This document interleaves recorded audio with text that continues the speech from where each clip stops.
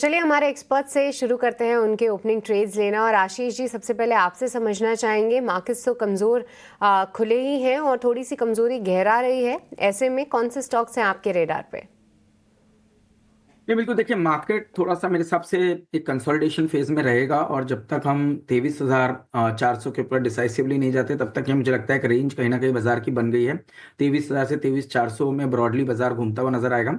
Overall setup कहीं ना कहीं अभी तक के कोई क्लियर ट्रेंड नहीं बना रहा है, तो मुझे लगता है कि थोड़ा सा वेट एंड वॉच की अप्रोच इस समय पे रहनी चाहिए। बहुत ज़्यादा एग्रेसिव पोजिशनिंग इस समय करना मेरे हिसाब से ठीक नहीं रहेगा। अब जहाँ तक के सेक्टर्स की बात है, हमने जैसे ऑलरेडी कहा कि कुछ रूरल थीम पे हम जरूर फोकस कर रहे हैं। साथ ही साथ हमने जो ईएमएस स्पेस की बात की, उनके अंदर में हम डेफिनेटली बाय ऑन डिप्स की एक रणनीति रखेंगे।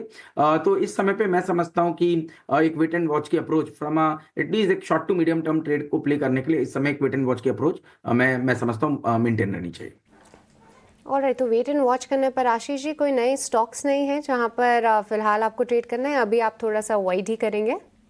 नहीं, मैं थोड़ा सा अभी अवॉइड करूंगा। ओके। जैसे मैंने कहा कि एक बार 23,400 को या तो क्लियरली ऊपर जाने दीजिए, तब शायद आपको कहीं ना कहीं कुछ अपॉर्चुनिटीज दिखने में नजर आएगी। हम्म। नहीं तो हो सकता है कि एक डिप बाजार में मिले और उस डिप के अंदर में काफी बेहतरीन स्टॉक्स हैं। जैसे मैं डिफेंस को भी ध्यान रखूंगा। डिफेंस में हमारा जो दो स्टॉक जिन पे काफी फोकस बना हुआ है, वो एक तो मझगांव डॉक और दूसरा है बीईएल। ये स्टॉक्स पे हम काफी पॉजिटिव है, क्योंकि आप इनकी ऑर्डर बुक पोजिशनिंग देखेंगे तो काफी स्ट्रांग है। जैसे मैं मझगांव की बात करूं तो मझगांव में आपको at least order book to bill ratio almost 6 times का हमें देखने को नजर आ रहा है, जिससे कि रेवेन्यू विजिबिलिटी 15 से 18% की क्लियरली देखने को नजर आएगी। एक अच्छे खासे करेक्शन के बाद अब ये स्टॉक्स 33-34 टाइम्स के मल्टीपल पे ट्रेड कर रहे हैं और मार्जिन एक्सपांशन हमें देखने को अच्छा खासा नजर आया हुआ है। और हम ये मानते हैं कि डिफेंस के अंदर में गवर्नमेंट काफी अग्रेसिव रहने वाली है। ओवरऑल जो डिफेंस की अपॉर्चुनिटी है वो 10 लाख करोड़ की हो सकती है, जिसमें सिर्फ आप अगर से देखेंगे कि जो शिप और नेवल की जो अपॉर्चुनिटी है वो करीब 3.5 से 4 लाख के आसपास की रहेगी।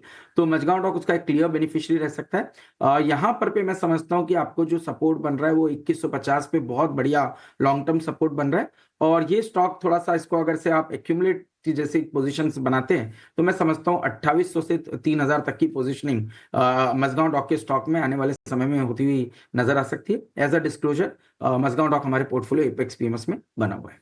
और राइट, तो देखिए फिलहाल मार्केट्स की इस वीकनेस में थोड़ा सा लाइट रहना ही बेहतर है। कोई बहुत एग्रेसिव लॉन्ग्स या ना करें यहाँ पर, थोड़ा सा कंसोलिडेट ज़रूर करने दें। निचले स्तरों पे अच्छे बाइज मिलेंगे, बट हाँ, पोजिशनल प्ले के लिहाज से यहाँ पे मझगांव डॉक पसंद आ रहा है। पर चलिए आगे बढ़ेंगे और शिवांगी, अब आपसे समझते हैं, बताइए आपके कौन से हैं ओपनिंग आइडियाज़? जी, ओपनिंग आइडियाज के लिए मैंने चुना है चंबल फर्टिलाइजर। यहाँ पे एक अच्छी कल के सेशन में हमने देखा है कि शॉर्ट कवरिंग मूव देखने को मिल रही है। और जहाँ पे ये कंसोलिडेट कर रहा है अपने 50 एक्सपोनेंशियल मूविंग एवरेजेस के पास, वहां से एक इंडिकेशन है कि एक अच्छी बेस फॉर्मेशन होके एक अप मूव यहाँ पे हम एक्सपेक्ट कर सकते हैं। अब अगर हम इसकी वीकली बेसिस की चार्ट देखें तो यहाँ पे एक काफी अच्छी पुल बैक मूव देखने को मिली है। और एक जिस तरह का कैंडल फॉर्मेशन हो रहा है, ये पूरे लगातार 5 हफ्तों की गिरावट के बाद नेगेशन की तैयारी कर रहा है ये स्टॉक। तो यहाँ पे मेरी नजर रहेगी कि हम खरीदारी के मौके ढूंढे। नेक्स्ट 520 तक के टारगेट्स एक्सपेक्टेड है, 485 के एक स्टॉप लॉस के साथ। ऑल राइट, तो चंबल फर्टिलाइजर्स जैसे कि केमिकल्स और फर्टिलाइजर स्पेस में एक्शन देखने को मिल ही रहा है, वहाँ पे चंबल फर्टिलाइजर शिवांगी की कॉल आती हुई। पर चलिए अब आदित्य का भी स्वागत करते हैं। आदित्य, गुड मॉर्निंग, बहुत बहुत स्वागत है आपका। बताइए आपके ओपनिंग आइडियाज़ कहाँ पर हैं? गुड मॉर्निंग सृष्टि, शो पे बुलाने के लिए बहुत शुक्रिया। मैं दो रिकमेंडेशंस के साथ जाना चाहूंगा। एक मझगांव डॉक, जो अभी ऑलरेडी डिस्कस्ड हुआ थोड़ी देर पहले, बट मुझे लग रहा है बहुत ही शानदार ट्रेंड इसमें उभर कर आ रहा है। मुझे यहाँ पे एक बाइंग करके चलना चाहिए। टारगेट यहाँ पे 2500 का आएगा, 2200 का यहाँ पे स्टॉप लॉस लगाना है। रिस्क टू रिवॉर्ड के लिहाज से भी बहुत ही बेहतरीन लग रहा है मुझे यहाँ पे।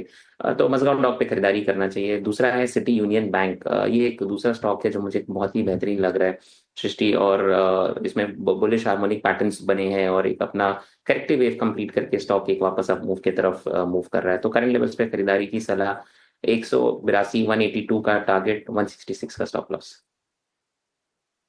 मैसगांव डॉक दो एक्सपर्ट्स के रेडार पर और साथ ही सिटी यूनियन बैंक में भी अच्छी मजबूती के साइंस इस वक्त नजर आ रहे हैं और इसी के चलते आदित्य के रेडार पर ये स्टॉक का। लेकिन नतीजों की अगर बात करें, देखिए अर्निंग सीजन में Q2 का जो पेन था वो थोड़ा कम जरूर हुआ है। फिलहाल ये बहुत जल्दी होगी क्योंकि नतीजों के सीजन की शुरुआत ही हुई है, लेकिन जो बड़े दिग्गज प्लेयर्स हैं या फिर यूं कहें कि IT पैक से जुड़े जो नंबर्स आए हैं, इसके इतर जो बड़ी कंपनियों के नतीजे रिलायंस इंडस्ट्रीज, इन्फोसिस के आते हुए देखिए अनुमान से बेहतर नतीजे देखने को मिले हैं। LTI माइंडट्री अनुमान के मुताबिक नतीजे और अनुमान से कमजोर नतीजों की फहरिस्त में एक्सिस बैंक और हैवेल्स दोनों ही हैं। हैवेल्स के स्टॉक प्राइस को पुल अप करेंगे एक बार। कमजोर नतीजों के बावजूद इस वक्त शुरुआत जो है ठीक ठाक देखने को मिली और फिलहाल भी हम देख रहे हैं ऑलमोस्ट 2% के गेन्स यहां पर देखने को मिल रहे हैं।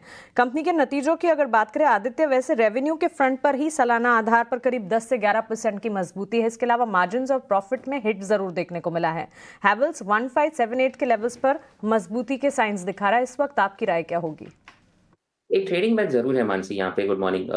लेकिन आपको वेट करना पड़ेगा। एक रेजिस्टेंस, अगर जो आज का हाई था वो एक रेजिस्टेंस भी है 1630 का, अगर वो निकाल के ट्रेड करता है तो मुझे मेरे हिसाब से ट्रेंड बहुत ही अच्छा यहाँ पे ओवर कर आएगा। 1750-1800 के लेवल्स देखने मिल सकते हैं। अगर आपके पास ऑलरेडी है, आपने नीचे लॉन्ग किया था तो स्टॉप लॉस लगाए 1540 का और बने रहे स्टॉक में, और 1630 1650 के आसपास एक बार वापस से रिविजिट करे। अगर 1630 के ऊपर सस्टेन करता है स्टॉक तो डेफिनेटली बने रहे और फ्रेश ऐड भी कर सकते हैं। करंट लेवल्स पे फ्रेश एडिशन के लिए मैं थोड़ा सा वेट करूंगा। 1630 के ऊपर अगर सस्टेन कर जाता है स्टॉक तो डेफिनेटली फिर बाय करूंगा। एब्सोल्युटली। 1630 के टारगेट, इनफैक्ट 1630 के लेवल्स पर आने दीजिए, उसके बाद पोजीशंस लेने की राय हैवेल्स इंडिया पर बनती हुई। BPCL के चार्ट्स को पुल अप करते हैं। एक तो क्रूड के कूल ऑफ का इम्पैक्ट देखने को मिल रहा है BPCL को, और इसके भी अलावा खबर है जिसका असर SBI कंसोर्शियम से लोन लेने की तैयारी। BPCL की बीना रिफाइनरी में पेट्रोकेमिकल और क्षमता विस्तार यानी कि बिजनेस एक्सपेंशन के लिए करीब 32,000 करोड़ रुपए का लोन अग्रीमेंट इन्होंने साइन किया है। ऑलमोस्ट 1% गेन्स BPCL पर। शिवांगी, आपकी राय क्या होगी?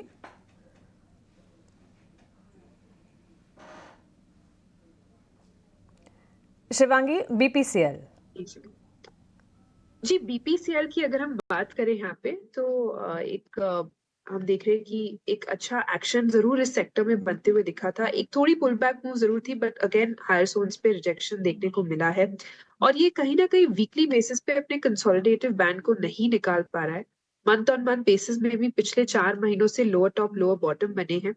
तो आज के सेशन में एक थोड़ी हल्की पुल बैक मूव जरूर है, बट ओवरऑल वीकनेस में है ये स्टॉक और थोड़ा और पेन पॉइंट यहाँ देखने को मिल सकता है। तो वेट एंड वॉच की सलाह रहेगी। 255 का एक अहम सपोर्ट है।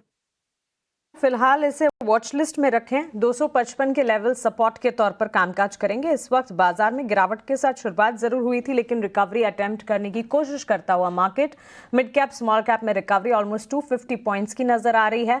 निफ्टी में अब भी हम देख रहे हैं एक रेंज में ही कामकाज और बिकवाली का दबाव हावी है। वहीं अगर आप देखेंगे bank Nifty, banks and financials जो है फोकस में भी रहेंगे और साथ ही PSU बैंक्स और PSU कंपनियां भी फोकस में रहेंगी, लेकिन बेंचमार्क्स में अब भी कमजोरी हावी है। ब्रॉडर मार्केट्स जो है रिकवर करने की कोशिश जरूर करते हुए।